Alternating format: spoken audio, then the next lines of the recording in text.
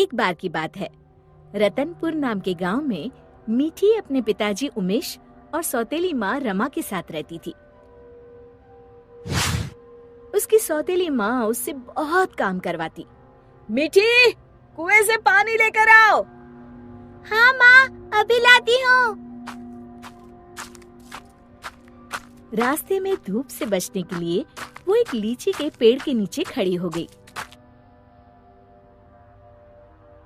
तभी उसका ध्यान लीची के पेड़ की तरफ गया। लगता है इसको पानी की जरूरत है। मैं आज इसमें थोड़ा पानी जरूर डालूंगी।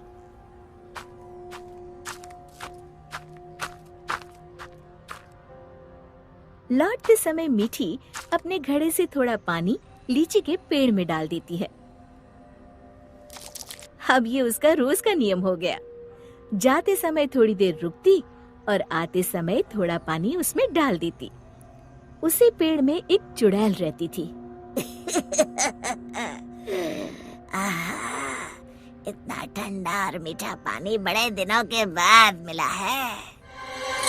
एक दिन चुड़ैल ने सोचा, क्यों ना इस लड़की को दोस्त बनाया जाए। बहुत दिनों से मैंने कोई इंसान नहीं खाया। और वो मीठी की हम उम्र लड़की का रूप बनाकर कुएं पर बैठ गई। क्या नाम है तुम्हारा? मीठी। और तुम्हारा? अम्बी। अम्बी?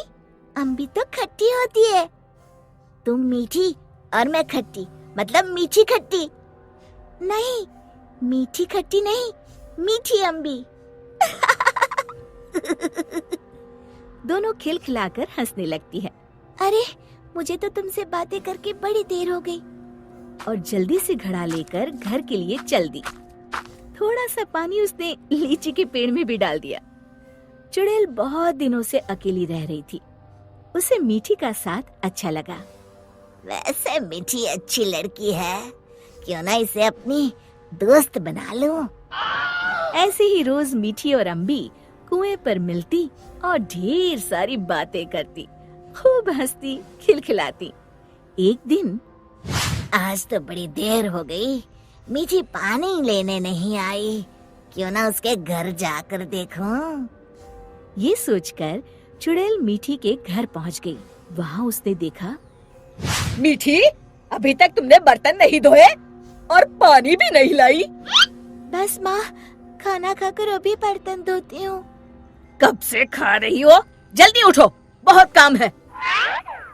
खाना खाकर मीठी बर्तन धोने लगी।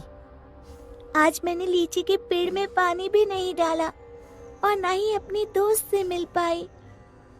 तभी चुड़ैल ने जादू से पूरे बर्तन 1 मिनट में धो डाले।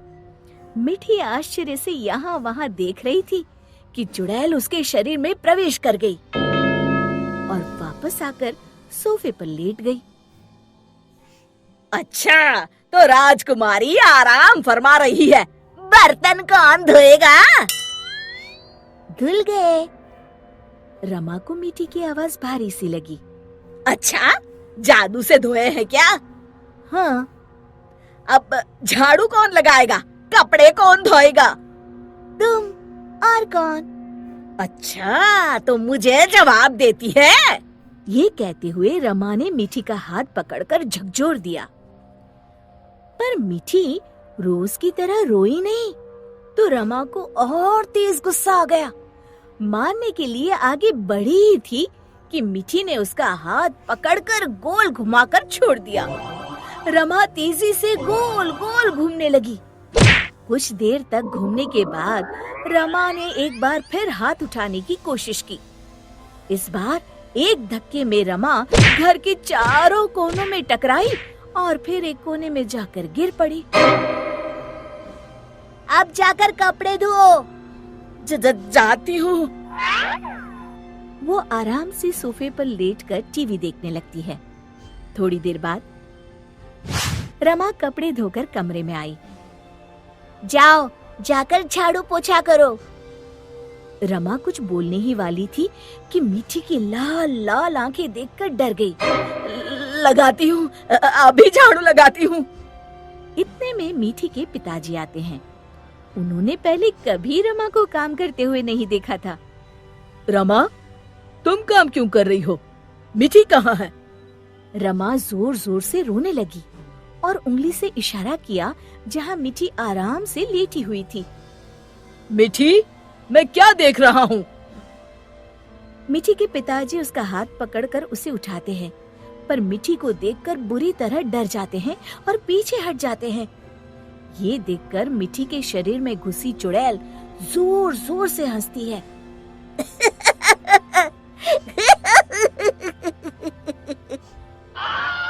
उमेश समझ जाता है कि मीठी पर चुड़ैल का साया है। कौन हो तुम और यहाँ कैसे आई? तभी चुड़ैल मीठी के शरीर से निकलकर लहराती हुई सामने खड़ी हो गई और गूंजती हुई आवाज में उसने कहा, मैं अम्बी हूँ। क्या कहा? अम्बी मतलब लीची वाली चुड़ैल? हाँ, और मीठी मेरी दोस्त है। तुम लोग उसे बहुत परेशान करते हो। मैं तुम सबको खा जाऊंगी। उमेश और रमा डर के मारे थर थर कांपने लगे। हमें माफ कर दो अम्बी, आज से हम ऐसा नहीं करेंगे। हाँ हाँ, हमें माफ कर दो, आज से हम ऐसा नहीं करेंगे। मैं कसम खाती हूँ, मीठी को अपनी सगी बेटी की तरह ही रखूंगी। नहीं, तुम सब झूठे हो। अम्बी को बहुत गुस्सा देखकर मीठी बोली, नहीं नहीं अम्बी, तुम मेरी अच्छी दोस्त हो ना। मेरे माँ पिताजी को कुछ मत करो। नहीं, इन्हें सबक मिलना जरूरी है। तुम्हें मेरी कसम। ठीक है, अभी छोड़ देती हूँ, लेकिन जब भी तुम्हें मेरी जरूरत हो मुझे बुलाना, मैं फौरन आ जाऊंगी। और फिर उस दिन के बाद से रमा ने कभी मीठी को तंग नहीं किया। शिक्षा: हमें किसी के भोलेपन या मजबूरी का नाजायज फायदा नहीं उठाना चाहिए।